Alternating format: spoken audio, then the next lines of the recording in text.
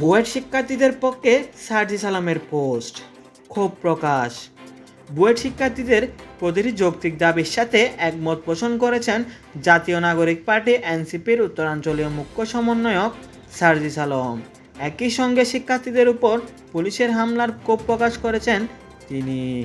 বুধবার 27 আগস্ট রাতে নিজের ভেরিফাইড ফেসবুক পোস্টে দেওয়া এক পোস্টে তিনি একথা জানান। পোস্টে তিনি লিখেছেন, যে কোনো যৌক্তিক দাবিতে এবং সকল প্রকার কোটার বিরুদ্ধে আমাদের অবস্থান সবসময় জারি থাকবে। বুয়েট শিক্ষার্থীদের প্রতিটি যৌক্তিক দাবির সাথে একাত্মতা পোষণ করছি এবং তাদের উপরে হামলার সাথে যারা জড়িত তাদের ধিক্কার জানাই।